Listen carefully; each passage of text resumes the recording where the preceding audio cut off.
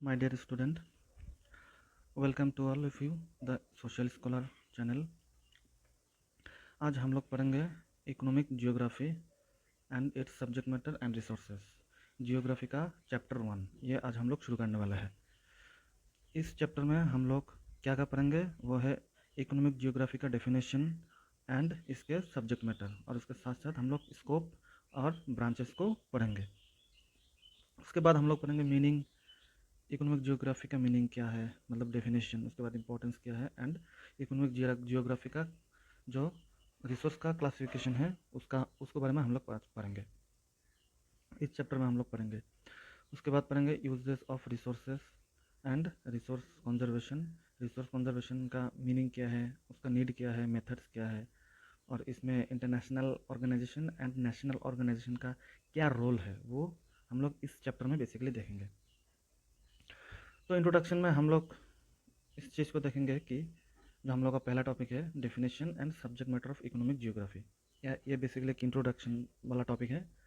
तो ये इंट्रोडक्शन हम लोग शुरू करेंगे थोड़ा पीछे जाके, ठीक है। अबाउट इकोनॉमिक जियोग्राफी पढ़ने से पहले हम लोग थोड़ा बेसिक जो जियोग्राफी एक ब्रांच है उसको हम देखेंगे, ठीक है। जियोग्राफी एक जो अलग से ब्रांच बनाया गया है, हाँ, वो देखेंगे। एक्चुअली हम लोग का जो जियोग्राफी है ना, जियोग्राफी को दो हिस्सों में डिवाइड किया गया है।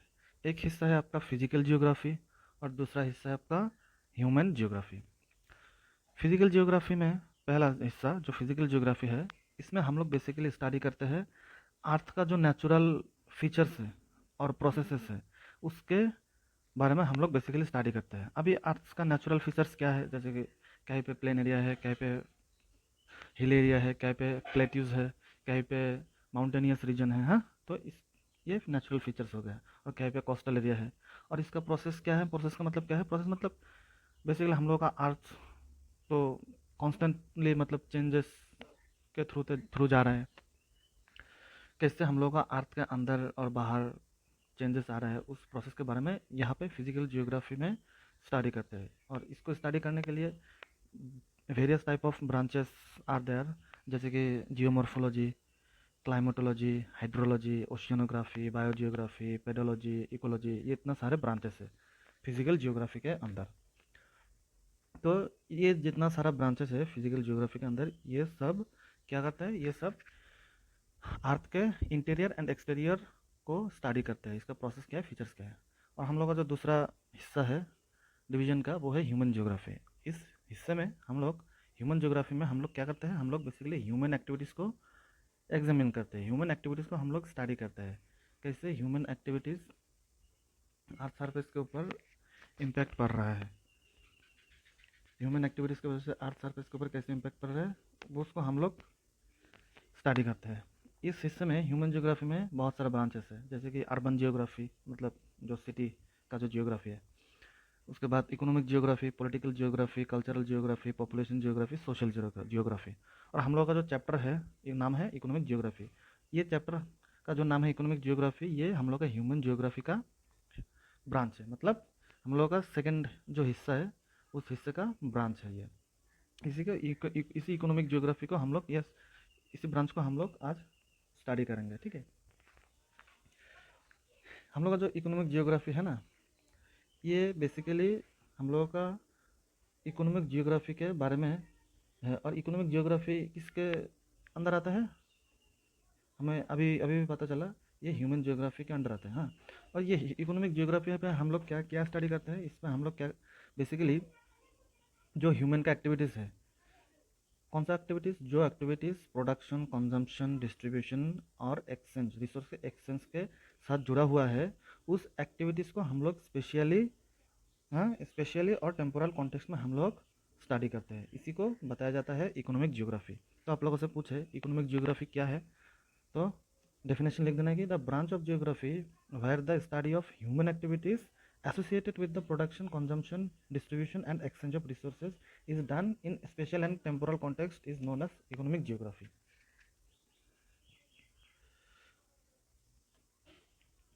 सिंपल लैंग्वेज में अगर हम लोग देखें तो यह एक जियोग्राफी का ऐसा ब्रांच है जहाँ पे हम लोग स्टडी करते हैं लोग, अर्थ उसके रिसोर्स को यूज़ करके कैसे अपना डेली लाइफ और लिविंग को कैसे अर्न करते हैं, चलाते हैं, और उसके साथ साथ कैसे वेरियस टाइप्स का इकोनॉमिक एक्टिविटीज़ करते हैं across the different places of our earth. जैसे कि फॉर एग्जांपल हम लोग का इंडिया में जो माउंटेनियस रीजन है, वहाँ पे तो कोई खास इकोनॉमिक एक्टिविटी होगा नहीं एक्सेप्ट टूरिज्म के अलावा वहाँ पे कोई एक्टिविटी होगा नहीं, इकोनॉमिक एक्टिविटी होगा ही नहीं। उसके साथ जैसे हम लोग का हिल एरिया है, जैसे कि हम लोग का झारखंड में क्या हम लोगों को हिल एरिया, फॉरेस्ट एरिया है, वहाँ पे हम लोग को क्या नेचुरल रिसोर्सेज मिल रहा है। वहाँ पे टूरिज्म के साथ साथ क्या होगा, वहाँ पे कोल माइनिंग हो रहा है ना, एनर्जी प्रोडक्शन हो रहा है, यहाँ पे इकोनॉमिक एक्टिविटी बदल गया। ठीक वैसे अगर हम लोग रिवर लाइन एरिया को देखें, जहाँ पे रिवर ज़्यादा है, वहाँ पे क्या है, वहाँ पे मेन एक्टिविटी, इकोनॉमिक एक्टिविटी क्या होगा, वहाँ पे फिशिंग एक्टिविटी होगा, ट्रांसपोर्ट जो वाटरवे से ट्रेड करते हैं वो लोग, वो होगा। अगर हम लोग कोस्टल एरिया को कंसिडर करते हैं, जितने भी कोस्टल एरियाज है, वहाँ पे क्या मेन इकोनॉमिक एक्टिविटी का है, एक्सपोर्ट इंपोर्ट का एक्टिविटीज़ होता है। तो मोटा मोटी तौर पर हम लोग को क्या समझ में आया कि ये जो इकोनॉमिक जियोग्राफी है, ये बेसिकली जो इकोनॉमी है, ये इकोनॉमी जियोग्राफी के हिसाब से वेरी करता है, अलग अलग होता है। यानी कि economy is dependent on nature of geography. ठीक है, मतलब जियोग्राफी जो है, जियोग्राफी डायरेक्टली कंट्रीब्यूट करता है इकोनॉमी को। जियोग्राफी जैसे होगा, इकोनॉमिक एक्टिविटी भी वैसे ही होगा। तो ये था इंट्रोडक्टरी वीडियो। इसके बाद नेक्स्ट वीडियो में हम लोग पढ़ेंगे subject matter of economic geography.